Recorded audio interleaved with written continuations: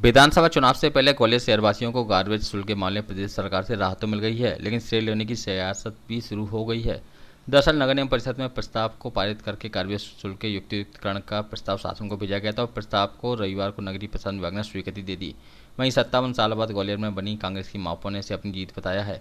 Media से चर्चा करते हुए महापौर डॉक्टर शोभा सतीश सिकरवार ने कहा कि प्रदेश में अन्य शहरों की अपेक्षा ग्वालियर में गार्बेज शुल्क अधिक वसूला जा रहा था। नगर निगम में कांग्रेस सरकार बनते ही सबसे पहले कांग्रेस ने गार्बेज शुल्क माफ़ करने की स्वीकृति मेयर एंड काउंसिल में दी थी।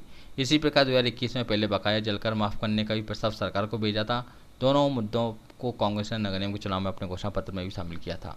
नगरीय प्रशासन ने अब गार्बेज शुल्क का युक्तिकरण कर दिया है। यह कांग्रेस की जीत है।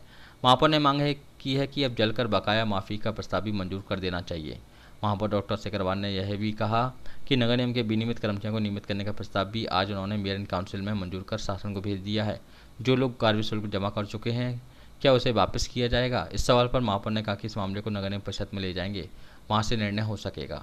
नगर निगम में हुए आउटसोर्स भर्ती महाघोटाले के मामले में महापौर ने कहा यह बड़ा घोटाला है, इसलिए इसकी जाँच EOW को सौंप दी गई है। गार्बेज शुल्क के संबंध में आज आपने बैठक की, प्रेस वार्ता ली है, किस तरह के मुद्दे आपने सरकार का धन्यवाद भी किया है? गार्बेज शुल्क कम किया गया है, उसके लिए मैंने सभी पार्षदों का, सभापति का और मुख्यमंत्री जी का सबका धन्यवाद किया है, क्योंकि ये जनता के हित का काम था।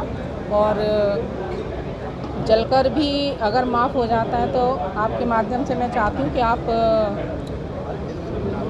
सरकार शासन को बोला जाए कि जलकर भी माफ़ किया जाए, जिससे आम जनता को राहत मिले। चैम्बर ऑफ कॉमर्स कह रहा है कि सरकार को धन्यवाद दे रहा है चैम्बर ऑफ कॉमर्स। ये तो आपको भी मालूम है कि जब मैं चुनाव लड़ी थी तो ये किसके वचन पत्र में था, इससे तो आप लोग भी अनभिज्ञ नहीं है ना।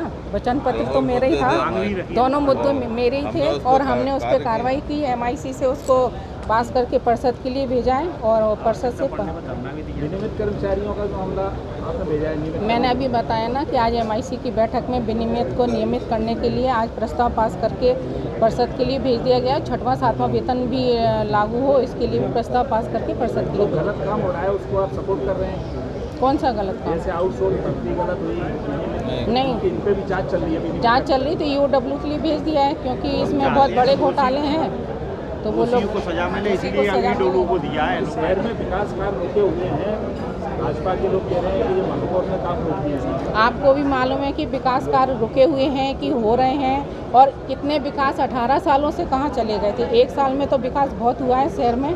और आप सभी लोग जान रहे हैं कि चुनाव आ रहे हैं, तो अब जो मुख्यमंत्री की जो घोषणाएं हैं वो आप लोग भी देख रहे हैं। 18 साल से लाडली बहना का थी, 18 साल से क्यों नहीं। और फिर मैं तो एक बात कहती हूँ, अगर सिलेंडर देना ही है तो सभी बहनों को दिया जाए ना। भेदभाव की नीति क्यों की जा रही है? क्या वो जो लाडली बहनों को पैसे मिल रहे हैं वही बहनें हैं, बाद बाकी और कोई बहनें नहीं है क्या? वो भी गुमराह कर रहे हैं, जनता को भ्रमित किया जा रहा है। जनता इतनी, लेकिन जनता हमारी अब जागरूक हो चुकी है, जनता उनके बहकावे में नहीं आएगी। इसलिए विकास तो हो रहा है और शहर में पहले से विकास हुए हैं। जो निर्माण कार्य चल रहे हैं बहुत घटिया है, उनकी जांच की जाएगी। अगर ऐसा होगा तो उनकी जांच की जाएगी, उस पर दोषी पे जो भी दोषी होगा उसके खिलाफ कार्रवाई। लगातार जो है ग्वालियर जो है पॉलिटिकल पावर वाला पावर सेंटर है और यहाँ पर बड़े बड़े नेता आते हैं, देश और प्रदेश में बड़े नेता यहाँ पर। बावजूद इसके यहाँ पर विकास की यदि बात की जाए तो विकास बिल्कुल धराशायी नहीं नज़र आता है। वहीं आप भी लगातार ये कहती हैं कि एक मिनट मैं बोल, मुझे अभी 1 साल हुआ है, ठीक है ना। उससे पहले आपको भी मालूम है कि किसकी सरकार थी, किसके नगर सरकार। 57 साल का रिकॉर्ड टूटा है, ठीक है ना। दूसरा मैं ये बोलती हूँ कि अगर बड़े बड़े जो नेता हमारे ग्वालियर शहर में आते हैं, हमें विकास की ज़रूरत क्यों पड़ती है? अगर 18 साल में ये विकास हुए होते, अगर ये लोग बड़े VIP जो भी आते हैं हमारे शहर में, उसकी आवश्यकता नहीं पड़ती। और मैं तो ये कहती हूँ अगर आते हो तो आप वैसे आओ ना, आपके लिए इतना क्या कहते हैं सजावट की ज़रूरत क्यों पड़ती है?